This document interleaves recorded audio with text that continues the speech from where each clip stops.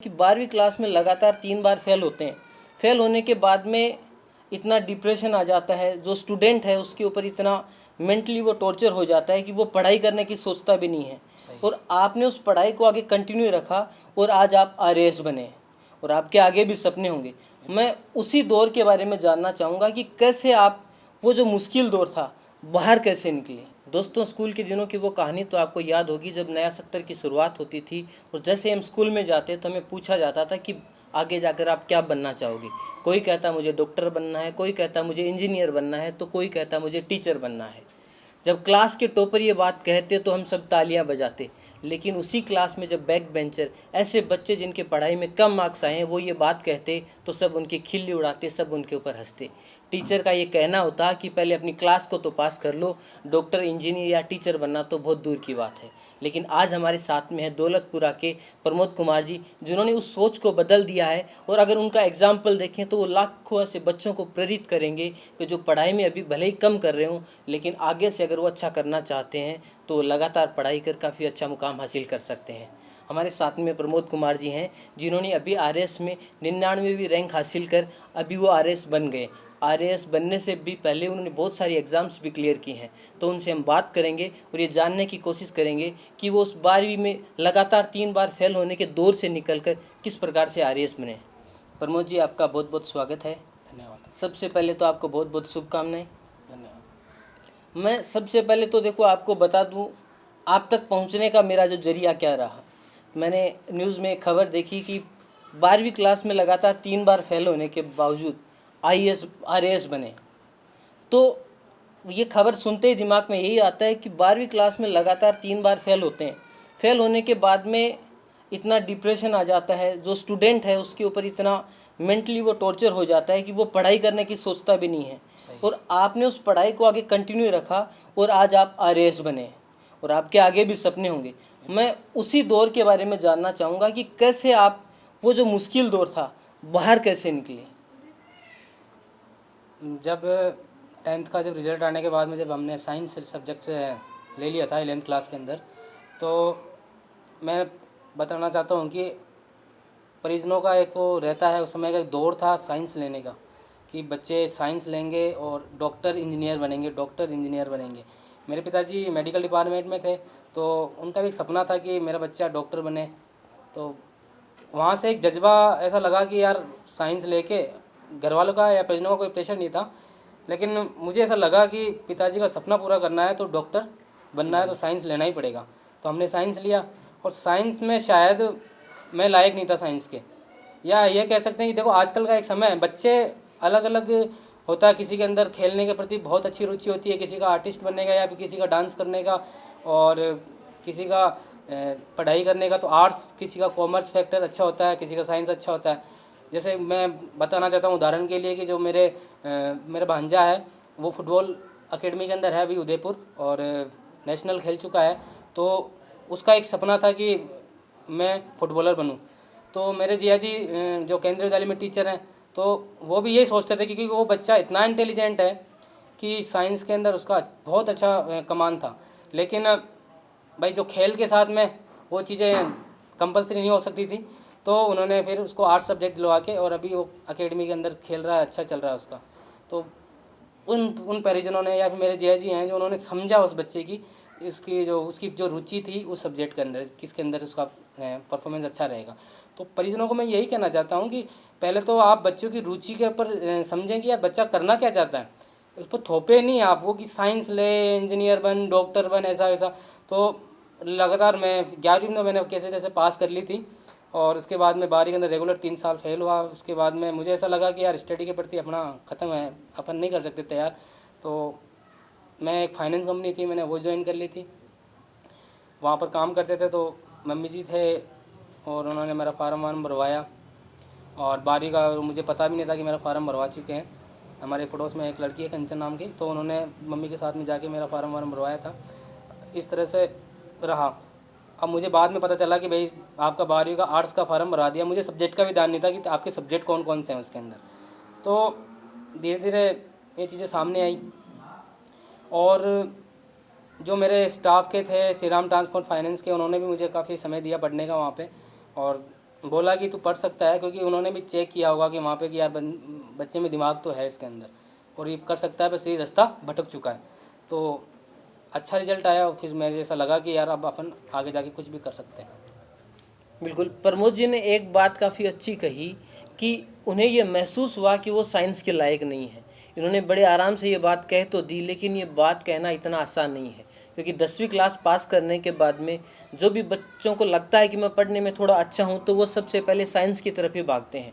हमारे यहाँ पे माना जाता है कि आप साइंस ले रहे हैं इसका मतलब आप नंबर 1 हैं, कॉमर्स ले रहे हैं इसका मतलब नंबर 2 हैं, और अगर आप आर्ट्स ले रहे हैं तो इसका मतलब आप सबसे नीचे हैं। लेकिन हकीकत में ऐसा है नहीं, आर्ट्स में भी आपके पास में काफ़ी कुछ स्कोप है। इन्होंने आर्ट्स को चुना और आज ये आरएएस बन चुके हैं।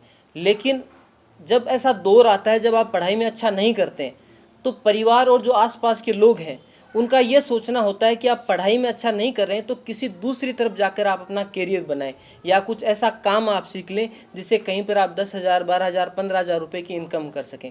तो क्या आपको इस प्रकार का कोई सजेशन नहीं दिया था कि आप पढ़ाई में तो अच्छे नहीं हैं, तो या तो आप ये काम सीख लो, तो कम से कम आप इस प्रकार का काम कर पाओगे? देखो, उस समय छोटे थे, बच्चे थे, और दूसरा गाइडेंस की कमी थी कि मुझे कोई समझाने वाला ही नहीं था कि भाई आगे जाके क्या करना है। ऐसा ऐसा परिजनों का, पापा जी का, मम्मी जी का भी ये रहा नहीं कि भाई तुझे काम ही करना पड़ेगा, ये है भाई 5,000 या 10,000, 15,000 में सैलरी कर ले। तो उनका हमेशा एक रहा कि कोई बात नहीं, बच्चा फेल हो रहा है, कोई बात नहीं, असफलताओं के पीछे सफलता ज़रूर मिलेगी। तो उनको भी एक, मतलब उनके अंदर भी एक धैर्य था कि यार नहीं, आज नहीं तो कल मेरा बच्चा पास ज़रूर होगा। और बस जब से मैं आगे निकलता गया। जो दर्शक देख रहे हैं वो ये ना समझ बैठे हैं कि इनकी जो स्कूलिंग है, स्कूलिंग के 12वीं में 3 बार फेल होने के बाद में ये सीधा आरएएस बने। इसके बीच में काफ़ी सारे माइलस्टोन्स आए हैं, इन्होंने और भी काफ़ी एग्ज़ाम्स क्लियर किए हैं। तो मैं चाहता हूं कि एक बार आप उनके बारे में भी बता दें, ताकि दर्शक ये समझ सकें कि आपने किस प्रकार स्टेप बाय स्टेप आप आगे बढ़कर आज इस मुकाम पर पहुँचे हैं। मैंने एलडीसी पास किया था, लेकिन मैं कंप्यूटर जो नॉलेज नहीं था इसका, तो मैंने नहीं किया वो। और उसके बाद में मैंने 3rd ग्रेड, 2nd ग्रेड और स्कूल लेक्चरर पास किया है, और अभी स्कूल लेक्चर में कार्यरत हूँ। और आने वाले समय के अंदर और भी एग्ज़ाम्स फाइट करेंगे। और भी एग्ज़ाम्स, आरएएस से ऊपर आप और एग्ज़ाम्स किस की बात कर रहे हैं? मेरा सितंबर में पहला तो असिस्टेंट प्रोफेसर का एग्ज़ाम है, और उसके बाद में मैं अभी से ही आईएएस की तैयारी में लग चुका हूँ। मुझे पिछले 3 से 4 महीने, 6 महीने से मैं तैयारी चल रही है मेरी आईएएस की। और आने वाले समय के अंदर मैं बिल्कुल आपको आईएएस बन के दिखाएंगे यहाँ से। बिल्कुल, हम उम्मीद करते हैं कि आप जल्दी आईएएस भी बनेंगे और एक बार फिर हम आपसे मिलेंगे और इस दोबारा से आपका इंटरव्यू करेंगे, ताकि आगे की जर्नी भी हम दर्शकों को बता सकें। लेकिन इससे पहले मैंने कुछ आरएएस के और जिन्होंने एग्ज़ाम क्लियर किया उनका मैंने इंटरव्यू किया है, तो वहाँ पे यूट्यूब पे, फेसबुक के ऊपर ये कमेंट से ये पूछा जाता है कि आप ये भी बातें पूछें कि वो कितना टाइम पढ़ाई को देते थे। देखो, ये होता है कि हर बच्चा कैपेबल होता है कि वो एक दिन के अंदर 4 घंटा, 5 घंटा, 6 घंटा, 8 घंटा, कई जने बैठते हैं, 12-12 घंटे भी बैठते हैं। तो हर बच्चे की जो एबिलिटी होती है वो बिल्कुल अलग अलग होती है। जैसे हम अध्ययन करते थे तो मेरा अध्ययन इतना ही रहता था, 8 से 10 ज़्यादा से ज़्यादा, है ना। तो मैं ये नहीं कहता बच्चे को कि कोई भी स्टूडेंट जो तैयारी कर रहा है उसको ये नहीं कहना चाहता कि भाई तुझे 12 घंटे पढ़ना है, तुझे 15 घंटे पढ़ना है तो ही तू पेपर क्रैक करेगा। ऐसा कुछ नहीं है। जो 4 घंटे पढ़ते हैं वो भी पेपर क्रैक करेंगे, लेकिन वो पढ़ाई के प्रति ईमानदार रहें और डेडिकेशन रहे। उनका ऐसा नहीं होना चाहिए कि 4 घंटे जब पढ़ रहे हैं तो हमारा ध्यान इधर जा रहा है, उधर जा रहा है। लेकिन बस वो है कि वो 4 घंटे ईमानदारी से पढ़ेंगे तो वो बिल्कुल पेपर क्रैक करेंगे। वो आरएस और आईएएस बन सकते हैं 4 घंटे से भी, और ऐसे बने भी हैं। अब ये तो होता है कि अब जैसे मैं बैठ गया यहाँ पे आज इंटरव्यू देने के लिए, तो मुझे मैं यही कहूँगा कि भाई 8 घंटे पढ़ता था, 10 घंटे पढ़ता था, या 15 घंटे या 20 घंटे पढ़ता था। ऐसा कुछ नहीं है, क्योंकि कई समय ऐसा भी होता है क्योंकि नौकरी के साथ में पढ़ना, फिर ये भी रहता था कि हमारे पास टाइम कम मिलता था, भाई 5 घंटे भी हमने अध्ययन ही किया होगा। तो ये है कि, लेकिन वो 4 घंटे या 5 घंटे मायना तब रखेगा आपका कि आपने वो अध्ययन ईमानदारी से किया है। अच्छा, तो आप बिल्कुल पेपर क्रैक करोगे, कोई भी हो जाए। एक सवाल और भी पूछा गया है कि आपका जो स्टडी मटेरियल है जी, वो किस टाइप का होता था? मैं रेफरेंस बुक ज़्यादा पढ़ता था। जैसे कि जो राइटर्स हैं, जैसे पुखराज जैन हुआ, वनवाल जी, महेश वनवाल हुआ, इंग्लिश के जो रस्तोगी जी हुए, तो इनको मैं बिल्कुल मैं लिखता था। और चाहे एक बार नहीं, मैं 2-2 बार, 3-3 बार लिखता था, और उसी के अनुसार तैयार करता था। और अपना अलग अलग एक रखता था कि भाई आज इतने नोट्स बनाए, उनका मैं अगले जो 6 दिन में वही 2 सब्जेक्ट पढ़ता था।